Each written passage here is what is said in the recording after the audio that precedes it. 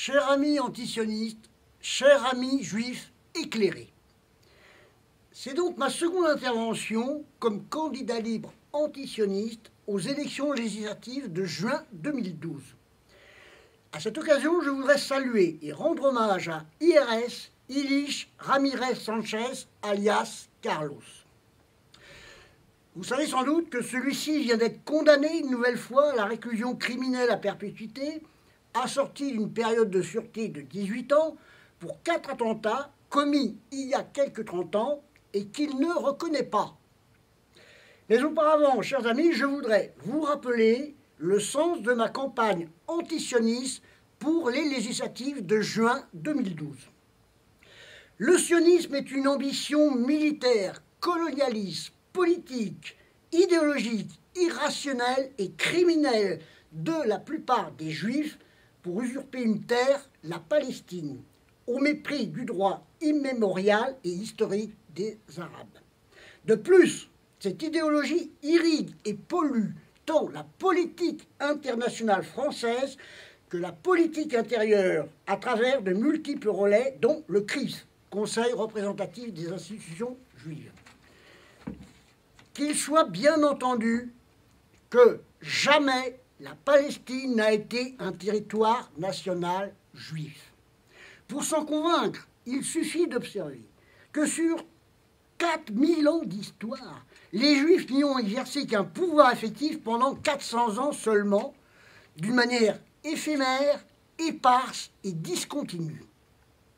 Je vous ferai grâce des détails depuis Josué, 12e siècle avant Jésus-Christ, jusqu'au frère Maccabée, 2e siècle avant Jésus-Christ. Je vous renvoie au livre de Hussein Triki, « Voici la Palestine ». Mais revenons maintenant à Carlos, dont le cœur bat pour la Palestine depuis plus de 40 ans. Il s'est engagé à fond dans la libération de ce pays de l'emprise sioniste, politique et militaire en combattant dans les rangs du FPLP, Front populaire de libération de la Palestine, fondé par le docteur Georges Habash. Suite à une prise d'otage à Vienne le 21 décembre 1975 des ministres de l'OPEP, l'Organisation des pays exportateurs du pétrole, Carlos a fait surgir avec éclat en Europe la tragédie du peuple palestinien, chassé de ses terres, décimé, expatrié ou parqué dans des camps à ciel ouvert depuis plus de 60 ans. Venons-en au procès qui s'est tenu devant une cour d'exception, la cour d'assises spéciale composée de magistrats professionnels du 7 novembre au 15 décembre 2011. Sous une forme lapidaire et liminaire, on peut dire que la nouvelle condamnation de Carlos ne repose sur aucune preuve sérieuse, fiable et formelle. C'est une condamnation politique qui n'ose s'avouer comme telle. Détaillons un peu cela. Comme l'a dit le procureur général de la République du Venezuela, Carlos Escarra, le second procès du commandant Carlos est aussi illégal que celui de 1997. Je cite, « L'arrestation de Carlos par les services secrets français en 1994 au Soudan relève de la séquestration. À partir de ce moment-là, toute la procédure est illégale. » Fin de la citation. Le kidnapping au Soudan, commandité par Pasqua, ministre de l'Intérieur, est un véritable acte de terrorisme revendiqué par Pasqua lui-même. Nemo auditur turpitudinem allegans, disaient les Romains, c'est-à-dire nul ne peut invoquer sa propre turpitude à l'appui d'une action judiciaire. L'avocat général, représentant du garde des Sceaux, n'en a eu cure. Il frôlait le ridicule et l'absurde en prétendant que Carlos avait été tout simplement arrêté en France à sa descente d'avion à Vélizy-Villacoublay. Que devons-nous retenir encore qui justifierait l'acquittement de Carlos? Dans le fatras des 80 volumes de l'instruction, représentant 100 000 pages, il ressort que celle-ci a été conduite exclusivement à charge et non pas, comme la loi le prévoit, à charge et à décharge. 1. En premier lieu, tout repose sur un ensemble de notes des services secrets des ex-pays communistes. Or, avant la chute du mur de Berlin en 1989, ces services étaient pestiférés, voués aux gémonies. Depuis, ils ont acquis subitement du crédit. De même en est-il d'enregistrements sonores quasiment inaudibles et imprécis quant aux conditions de leur réalisation. Tout repose donc sur des conjectures douteuses. En second lieu, le juge Bruguière a sollicité le concours de l'ex-compagne de Carlos lui garantissant la protection si elle coopérait. Or, au dire de Carlos, c'est un vrai chantage assorti de torture morale auquel s'est livré le juge soi-disant antiterroriste. Par ailleurs, en troisième lieu, un ami de Carlos, Ali Al-Assaoui, aurait déposé un témoignage en Jordanie. Le juge Bruguière n'a pu le rencontrer physiquement et la soi-disant déposition recueillie dans des conditions suspectes et aucunement signée, c'est un véritable témoin fantôme. Je pourrais ainsi égrener encore bien d'autres anomalies de procédure qui laissent pantois.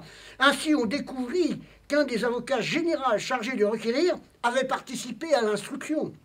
Ce qui ressort de 6 semaines de procès, c'est que c'est par le petit bout de la lorgnette que Carlos a été jugé comme un délinquant de droit commun. Pourtant, tout le débat relevait d'une géopolitique au Proche-Orient et dans les ex-pays communistes. Carlos aurait dû être jugé au regard de l'histoire universelle, de l'histoire politique internationale des 40 dernières années, au regard aussi de la politique de terreur pratiquée par le sionisme en Israël. Je voudrais enfin souligner le fait qu'en marge des audiences, les amis de Carlos ne se sont pas privés d'engager la discussion avec les partis adverses. Nous ne redoutons pas, en effet, le débat d'idées avec les adversaires et les ennemis. C'est ainsi que nous avons découvert que certaines victimes croient dur comme fer avoir vu Carlos à la télévision comme étant un attentat. Quelle hallucination! C'est ainsi que Maître Spinner nous a soutenu qu'Israël tirait sa légitimité internationale de l'ONU suite à la résolution de partage de l'Assemblée générale du 29 novembre 1947. C'est une contre-vérité parfaitement démontable et démontrable.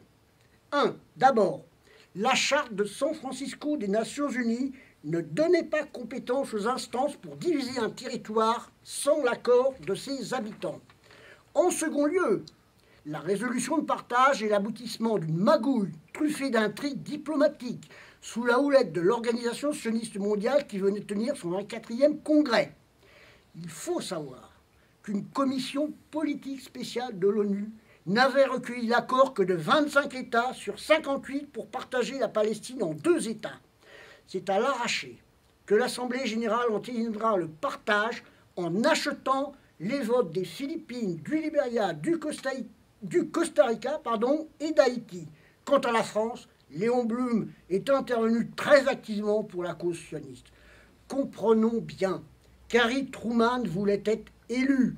Il confiera à des responsables politiques américains qu'il mettait en garde contre le risque de guerre au Moyen-Orient, je cite, « Je regrette, dit Truman, je dois répondre à l'appel de centaines de milliers d'hommes qui aspirent au triomphe du sionisme.